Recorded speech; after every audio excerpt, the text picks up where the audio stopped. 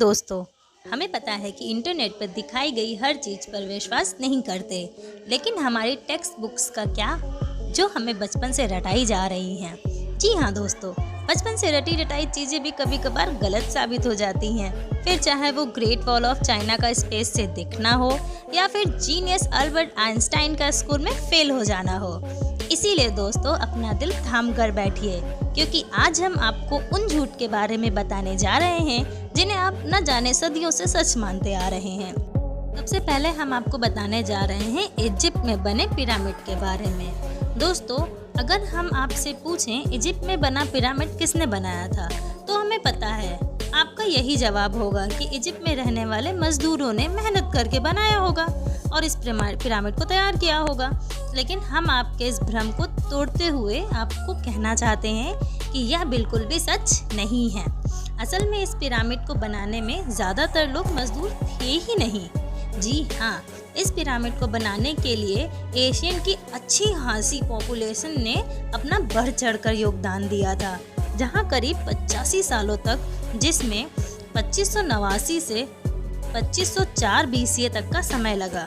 और इतने समय के अंतराल में इजिप्ट में रहने वाले लोगों ने अपना खून पसीना एक करके इस पिरामिड को तैयार किया था, ताकि वो अपने नेशनल आइकन को खड़ा कर सकें।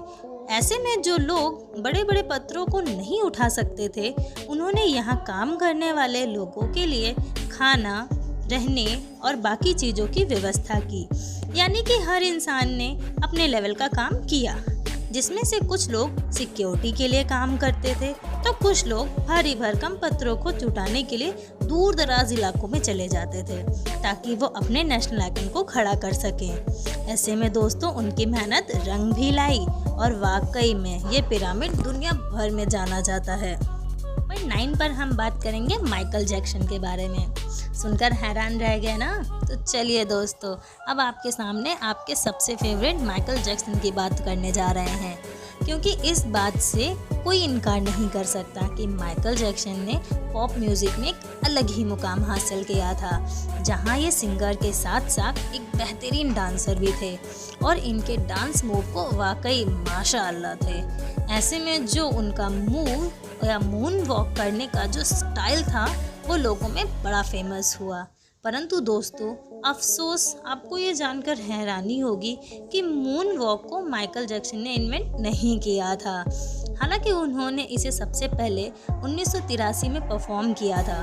दोस्तों, असल में माइकल ने ये मून वॉक कैस्पर कैंडिडेट और कॉलेज जैक्सन से सीखा था, जिन्होंने 1970 में इसे परफॉर्म किया था। वहीं मार्सेल मार्क्यू ने भी इस मून वॉक को माइकल जैक्सन से पहले परफॉर्म कर दिया था, और इन सभी लोगों से पहले बिल बैले नाम के टैग डांसर ने इसे परफॉर्म किया था।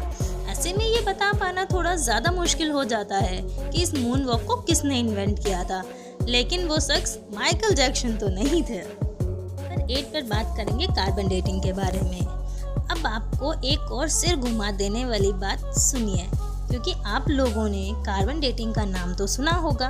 अरे नहीं दोस्तों, ये टिंडर में राइट लेफ्ट स्वैपिंग करने वाली डेटिंग नहीं है, बल्कि एक ऐसा मेथड है जिसके जरिए एटमॉस्फेयर में कार्बन डाइऑक्साइड के चेंज होने पर कई चीज़ों के असली उम्र बताई जा सकती थी। ऐसे में आर्कोलॉजिस्ट कार्बन डेटिंग का यूज़ करके ये पता लगाते थे कि उनके द्वारा खोजी गई चीज़ें कितने दिन पुरानी हैं, और इसी वजह से हम भी आप लोगों को कितनी चीज़ों की जानकारी देते हैं, उनकी उम्र कार्बन डेटिंग के हिसाब से होती है। और विलर्ड लेबी नाम के प्रोफेसर ने कार्बन डेट्स का पता लगाया था, और इस काम के लिए उन्हें नोबेल प्राइज़ भी मिला था। लेकिन दोस्तों, दिल थाम लीजिए, क्योंकि हम आपको बता दें, कार्बन डेटिंग के ज़रिए चीज़ों की असली उम्र पता लगाना बहुत मुश्किल है। और ऐसा इसलिए होता है क्योंकि हर जगह का एटमॉस्फेयर अलग अलग होता है। इस तरीके से चेंज भी होता रहता है। हालांकि कुछ हद तक चीज़ों को जानकारी सही भी होती है। आप खुद ही सोचिए। अच्छा चलिए, हम आपको एक उदाहरण देते हैं। कोई प्लांट है जिसको हमने एक अमेरिका में हो और एक ग्रीनलैंड में, तो जाहिर सी बात है टेम्परेचर इफेक्ट की वजह से दोनों की ग्रोथ में डिफरेंस आएगा। इसी तरीके से कार्बन डेटिंग का भी हिसाब किताब होता है। नंबर 7 पर है लॉक नेस मॉन्स्टर। अब चलिए दोस्तों, आपको एक और मिथ बस्टर स्टोरी सुनाते हैं, जो किसी और की नहीं बल्कि लॉकनेस मॉन्स्टर की फेक फोटो की स्टोरी है। जी हाँ दोस्तों, चाइस मॉन्स्टर की फोटो को न्यूज़पेपर में दिखाकर लोगों को हैरान करने में कोई कसर नहीं छोड़ी गई थी और कई सारे लोगों ने तो इस बात पर विश्वास भी कर लिया था कि सालों पहले गायब हो चुका ये क्रीचर अब वापस से तहलका मचाने आ गया है।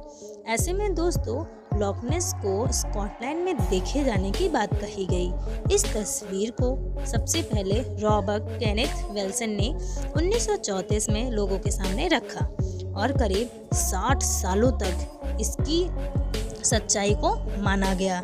इस तस्वीर को सच्चा समझ रहे थे सब लोग, लेकिन वो कहते हैं ना, झूठ के दिन 4 और सच चले 1000 साल। हाँ दोस्तों, हमें पता है हमारी बनाई गई कहावत उतनी अच्छी नहीं, लेकिन इस जगह पर बिल्कुल फिट बैठ जाती है, क्योंकि 1994 में यह बात लोगों के सामने आ गई कि लॉकनेस मॉन्स्टर का जो शेप उस तस्वीर में था वो कुछ और नहीं बल्कि एक टॉय सबमरीन थी, जो पानी में इस तरह डाला गया था कि वो इस क्रीचर की तरह दिखाई दे रही थी। और ऐसा मार्मूड एक नाम के जर्नलिस्ट ने किया था ताकि वो अपने न्यूज़पेपर से बदला ले सकें, क्योंकि उनके न्यूज़पेपर ने लॉकनेस मॉन्स्टर के बारे में छापने की वजह से उन्हें बातें सुनाई थी और इसी वजह से उन्होंने इतनी बड़ी कहानी रची, जिसके चंगुल में पूरी दुनिया कम से कम 60 सालों तक रही। नंबर 6 पर हम बात करने जा रहे हैं the great wall of China, जिसके बहानियाँ तो किसी से भी छुपी नहीं है। दोस्तों, अगर आपसे हम दुनिया के अजूबों के बारे में पूछें तो सबसे पहले आपके दिमाग में क्या आता है? माचू पिच्चू, ताजमहल या ग्रेट वॉल ऑफ चाइना? बाकी सबका तो ठीक है, लेकिन ग्रेट वॉल ऑफ चाइना के बारे में हम आपको बता दें कि यह इतना भी ग्रेट नहीं है कि स्पेस से दिखने लग जाए। जी हाँ दोस्तों, क्योंकि सच्चाई तो यह है कि यह इतना भी बड़ा नहीं है कि हमारे एटमॉस्फेयर के बाहर किसी भी जगह से देखा जा सके, फिर चाहे वो मून ही क्यों ना हो, जो कि हमारे सबसे करीब है। और यह हम अपने मन से नहीं कह रहे, यह बात नासा ने खुद साबित की है। हालांकि यह दीवार 21,196 किलोमीटर लंबी तो है, लेकिन हम अगर इसकी चौड़ाई की बात करें तो यह बॉटम से मात्र 20 फुट चौड़ी है और टॉप से सिर्फ 16 फुट चौड़ी है। हम आपको बता दें, यह अफवाह 1754 के आसपास शुरू हुई थी। ऐसे में ये चीन हमारे चांद पर पहुंचने वाले स्पेस में सैटेलाइट पहुंचाने से बहुत पहले की बात है, तो ये सिवाय अफवाह के अलावा कुछ नहीं हो सकता। अब भले ही हर साल यहाँ करोड़ों की संख्या में लोग तो आते हैं, लेकिन अफसोस वो चाइना की जिस दीवार पर खड़े हैं वो स्पेस से तो नहीं दिखती। चलिए दोस्तों, चाइना से अब हमें ये बता दीजिए कि दुनिया भर में तहलका मचाने वाले कोरोना वायरस चाइना की किस जगह पर सबसे पहले फैला था? हमें पता है, आपको जवाब बिल्कुल पता है, इसलिए हमें कमेंट बॉक्स में ज़रूर बताएं। और हाँ दोस्तों, किसी का भी जवाब छूटना नहीं चाहिए, हमें बताइएगा ज़रूर। नंबर 5 पर है वाइकिंग्स। वैसे दोस्तों, जब कभी भी आप वाइकिंग्स के बारे में सोचते होंगे तो आपके दिमाग में सबसे पहले चीज़ क्या आती होगी? हमें पता है, ज़्यादातर लोगों को बड़े से जहाज का साइज और सींग निकले हेलमेट याद आते होंगे। क्यों, मैंने सही कहा ना? पर हम आपको बता दें, ये दोनों ही चीज़ें बिल्कुल झूठी हैं, क्योंकि हमारे मेन स्ट्रीम मीडिया द्वारा हमारे दिमाग में डाली गई हैं। असल में कई सारे हिस्टोरियंस को वाइकिंग्स के समय के टूल्स मिले, जिनमें से एक भी हेलमेट ऐसा नहीं था जिसमें सींग लगे हों। हालांकि यह माना जाता है कि वो लोग लड़ते टाइम खुद को बचाने के लिए हेलमेट का यूज़ करते होंगे, लेकिन इसका मतलब ये नहीं है कि उनके हेलमेट में डायरेक्ट सींग लग जाएंगे। दोस्तों, ये जो अफवाह है यह तब से फैलना शुरू हुई जब गुस्ताव मालस्ट्रोम नाम के आर्टिस्ट ने अपने आर्ट में वाइकिंग्स के हेलमेट में सींग लगा दिए, और तभी से लोग यह समझने लगे कि उनके हेलमेट में सींग होते थे, जबकि ऐसा कुछ भी नहीं है। तो फ्रेंड्स, अब नंबर 4 पर हम बात करेंगे अल्बर्ट आइंस्टाइन से जुड़े सबसे बड़े झूठ के बारे में। दोस्तों, अब हम आपके दिमाग की सबसे बड़ी उपज को दूर करते हैं, क्योंकि कई सारे लोगों ने सिखाया था कि अल्बर्ट आइंस्टाइन, जो कि इतने बड़े जीनियस थे, वो हाई स्कूल में बेसिक मैथ की वजह से फेल हो गए थे। तो दोस्तों, यह बिल्कुल गलत है। जी हाँ, ऐसा कुछ भी नहीं है, बल्कि आइंस्टाइन तो उल्टा मैथ के जीनियस थे, जहाँ मात्र 15 साल की उम्र में उन्होंने मैथ में अपनी बहुत अच्छी पकड़ बना ली थी। अब दोस्तों, जाहिर सी बात है, जो शख्स फिजिक्स की दुनिया में इतनी बड़ी उपलब्धियां पाया हो, उसे बेसिक मैथ ना आती हो, वो भी हाई स्कूल के समय में, ये चीज़ तो थोड़ी सी खटकती है। पर हमें बुरा तो उन लोगों के लिए लगता है जो सोचते हैं कि उन्हें मैथ नहीं आएगी फिर भी वो साइंटिस्ट बन जाएंगे। अरे दोस्तों, साइंटिस्ट बनने के लिए मैथ भी ज़रूरी है, ठीक उसी तरह जिस तरह सिंगर बनने के लिए अच्छा गाना ज़रूरी है और डांसर बनने के लिए अच्छे मूव्स करने ज़रूरी हैं, क्योंकि ये सभी चीज़ें बिल्कुल बेसिक होती हैं। दोस्तों, नंबर 3 पर हम आपको बताने जा रहे हैं सबसे बड़े झूठ जो कि सिगरेट से जुड़ा हुआ है।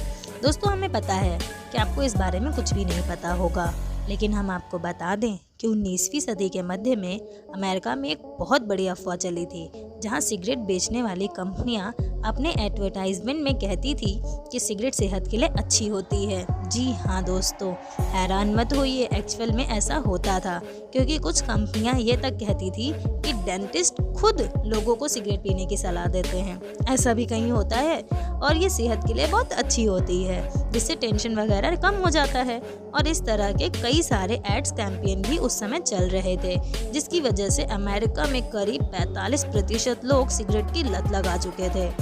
हालांकि अमेरिका में अभी भी सिगरेट पीने वालों की कोई कमी नहीं रही है, लेकिन उस समय पूरे 45% लोग सिगरेट पीते थे, यानी कि करीब 7 करोड़ लोग केवल सिगरेट ही पिया करते थे।